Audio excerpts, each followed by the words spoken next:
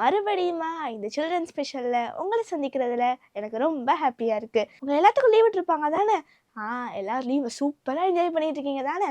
அந்த என்ஜாய்மெண்ட்டோடையே இன்னைக்கு நம்ம ஒரு குட்டி ஸ்டோரி கேட்டலாமா? ஜார்ஜ் ஹென்றி அப்படின்னு சொல்லிட்டு 2 க்ளோஸ் ஃப்ரெண்ட்ஸ் இருந்தாங்களாம். என்ன ஃப்ரெண்ட்ஸ், அவங்களுக்கும் நிறைய ஃப்ரெண்ட்ஸ் இருக்காங்க தான். அது மாதிரியே அவங்களும் ரொம்ப க்ளோஸாக இருந்தாங்களாம். எங்கே போனாலும் சேர்ந்து போவாங்க, எங்கே போனாலும் சேர்ந்து வருவாங்க.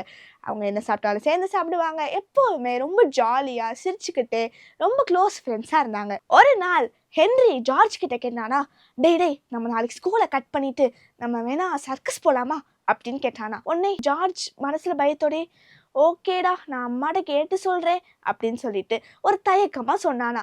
ஆனால் அடுத்த நாள் அவன் கேட்கும் போது சரிடா நானும் வாரேன்டான்னு சொல்லிட்டு மனசில் ஒரு பயத்தோடையே வாரேன்னு சொன்னானா. அடுத்த நாள் அவன் ஸ்கூல்ல இருந்து மெதுவாக அங்கிட்டு இங்கிட்டு பார்த்து யாராச்சும் இருக்காங்கல்ல, யாரும் இல்லைல்ல, மெதுவாக போகணுன்னு பூனை போல மெதுவாக வந்துட்டு இருந்தானா. அப்போ அவன் முதுகுல வந்து யாரோ டொப்புன்னு தட்டினாங்களா. உடனே அவன் கத்துறதுக்கு முன்னாடி பின்னாடி இருந்து ஹென்றி அவன் வாயை பொத்திக்கிட்டானா. ஏன்டா இப்படி பயன்படுத்தினா, நான் ரொம்ப பயந்துட்டேன் தெரியுமா அப்படின்னு சொன்னானா. அதுக்கு ஹென்றி சரி பயப்படாத நான் தான் அப்படின்னு சொன்னானா. அடுத்து அவங்க 2 பேரும் சேர்ந்து ஒரு சர்க்கஸ்க்கு போனாங்களாம்.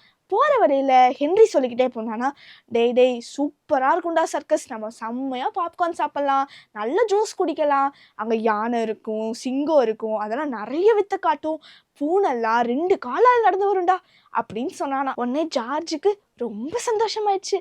ஆனால் அவன் மனசில் ஒரு பயம் இருந்துச்சு. எதுக்கு தெரியுமா அவன் பயப்பட்டான்? அவங்க அம்மா பர்ஸில் இருந்து அவன் 200 ரூபாய் திருடி இருந்தான். அவங்க அம்மா பர்ஸ்லேயே மொத்தமே 200 ரூபாய் தான் இருந்துச்சு. அதையும் அவன் எடுத்துட்டான். ஆனால் அந்த மனசில் பயத்தோடையே சர்க்கஸை போய் சூப்பராக என்ஜாய் பண்ணிட்டு வீட்டுக்கு வந்தான். வீட்டுக்கு வந்தால் அவங்க அம்மா ஓன்னு அழுதுட்டு இருக்காங்க. இவனுக்கு ஒன்றுமே புரியலை.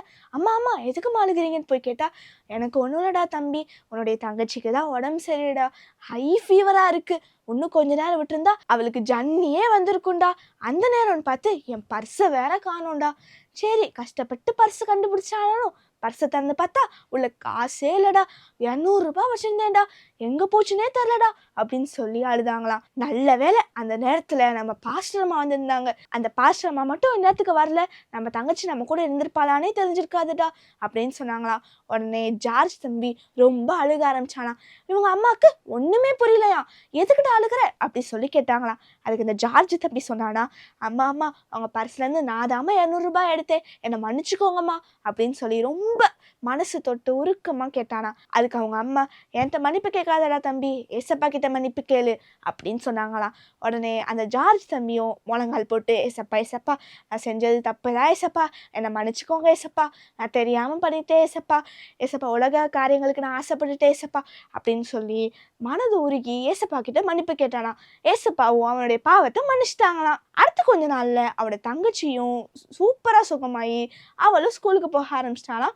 ஜார்ஜ் தம்பியோட பாவமும் மன்னிக்கப்பட்டது. என்ன குட்டீஸ், நீங்களும் ஜார்ஜ் அண்ணே மாதிரி உங்கள் மனசில் ஏதோ ஒரு தப்பு செஞ்சு அது யார்கிட்டையுமே சொல்ல முடியல நினச்சிட்டு இருக்கீங்களா?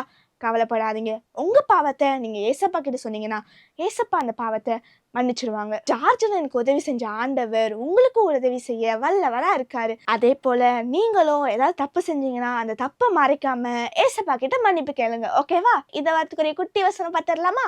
எவனுடைய மீறுதல் மன்னிக்கப்பட்டதோ, எவனுடைய பாவம் மூடப்பட்டதோ அவன் பாக்கியவான். சங்கீதம் 32:1. ஓகே குட்டீஸ், இதுக்கான ஆக்ஷன் பார்த்தலாமா?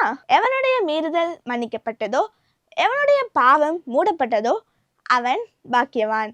சங்கீதம் 32:1. என்ன குட்டீஸ், இப்போ ஒரு குட்டி பாட்டு, அதுக்குரிய ஆக்ஷனும் பார்த்தலாமா? பாவம் பொல்லாதது, அது உனக்கு வேண்டாதது, பாவம் பொல்லாதது, அது உனக்கு வேண்டாதது, உன்னை நித்தியமாக பிரித்துவிடும் நம் இயேசுவிடம் இருந்து, உன்னை நித்தியமாக பிரித்துவிடும் இயேசுவிடம் இருந்து. பாவத்தை உணர்ந்து விடு, அதை உண்மையாய் அறிக்கையிடு, பாவத்தை உணர்ந்து விடு, அதை உண்மையாய் அறிக்கையிடு, அதை முழுவதுமாக விட்டுவிடு, அவர் பிள்ளையை மாறிடு, அதை முழுவதுமாக விட்டுவிடு, அவர் பிள்ளையை மாற்றிடுவார். ஓகே குட்டீஸ், இதுக்கான ஆக்ஷன் பார்த்தலாமா? பாவம் பொல்லாதது, அது உனக்கு வேண்டாதது, பாவம் பொல்லாதது, அது உனக்கு வேண்டாதது, உன்னை நித்தியமாக பிரித்துவிடும் நம் இயேசுவிடம் இருந்து. உன்னை நித்தியமாக பிரித்துவிடும் நம் இயேசுவிடம் இருந்து. உன் பாவத்தை உணர்ந்து விடு, அதை உண்மையாய் அறிக்கையிடு. உன் பாவத்தை உணர்ந்து விடு, அதை உண்மையாய் அறிக்கையிடு. அதை முழுவதுமாக விட்டுவிடு, அவர் பிள்ளை மாற்றிடுவார். அதை முழுவதுமாக விட்டுவிடு, அவர் பிள்ளை மாற்றிடுவார். என்ன குட்டீஸ், இந்த வார கதை சூப்பராக இருந்துச்சா? இந்த கதை மூலமாக நீங்கள் நிறைய ஆசீர்வாதங்களை பெற்றிருப்பீங்கன்னு நினைக்கிறேன். Okay, until then, bye.